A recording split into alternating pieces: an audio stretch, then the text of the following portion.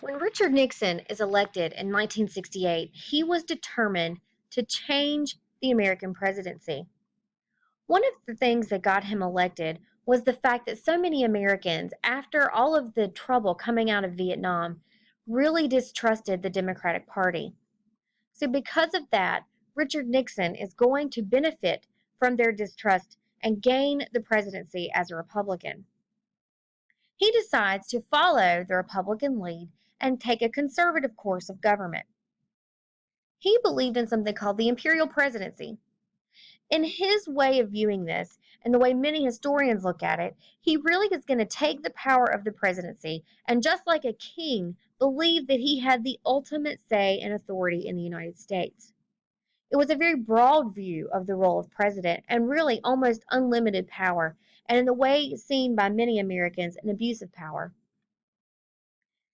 Nixon's domestic policy was called New Federalism. He wanted to decrease the size of the federal government. Whereas Johnson had increased the size of the federal government through the Great Society, Richard Nixon's going to do the opposite. He wanted to take away power from the federal government and give it back to state and local governments. In order to do that, he is going to cut federal programs, and then he is going to introduce a program called unrestricted revenue sharing. This is where the federal government would give an annual share of federal tax revenue to the states, and then the states could decide what to do with that money. Just like any politician, however, Nixon is going to increase the federal programs that he does like in order to get what he wants passed. So overall, once again, he wants to decrease the size of the federal government, returning more power to state and local governments. One strategy he's going to use to get elected was by targeting Southern voters. If you remember going back into the 1950s and 60s, you know a major issue was the civil rights movement. Richard Nixon saw that historically many Southerners had been Democrats. But with all of the Democratic support of the civil rights movement, he realized that this was an opportunity to pick up those Southern votes. So he began to target those Southern voters by saying that he would give back desegregation issues and allow the state level governments to handle desegregation. As you all know, desegregation was not handled well by state and local governments. That's why the federal government got involved in the first place.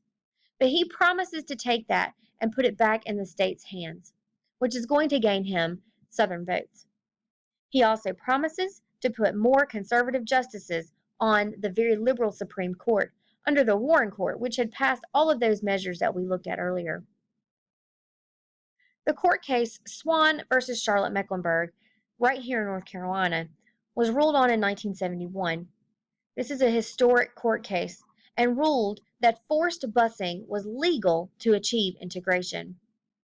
What many school systems realized were that because of where students were living, even though there were no more laws to dictate that there be segregated schools, that because of districting measures, these students were still going to segregated schools because of where they lived. This court case is going to allow for school systems to bus children across the county to integrate various schools. This did work at integrating these schools, especially in larger school systems. However, this policy begins to go away in the late 1990s. Nixon was successful at appointing some conservative justices to the Supreme Court. The economy was not doing well in the late 1960s and early 1970s. We were struggling with something called stagflation. This is where you have rising inflation and rising unemployment at the same time. Inflation means that prices are going up, but the people's wages or the money that they were earning was either staying the same or going down. This is a big problem for the American economy. Nixon is going to try deficit spending. Remember, deficit spending is what FDR used during the Great Depression to try to boost our economy. This is where you spend more money than the government was actually bringing in an attempt to give it a jump start. Unfortunately, in 1973, the economy gets another blow with the oil cartel embargo. The oil producing countries in the Middle East decided that they would put an oil embargo on the United States, which means they would not ship or sell any oil to the United States.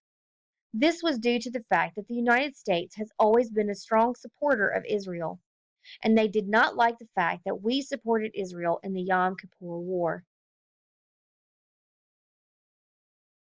The fact that we had this oil embargo is going to cause gas prices to soar. Gas prices went through the roof. We had gas shortages where people had to carpool because there just wasn't enough gas to go around. So the government has to put a freeze on wages and prices during this period. Nixon was famous for a policy called détente. Détente was a policy that was introduced by the Secretary of State at the time, Henry Kissinger.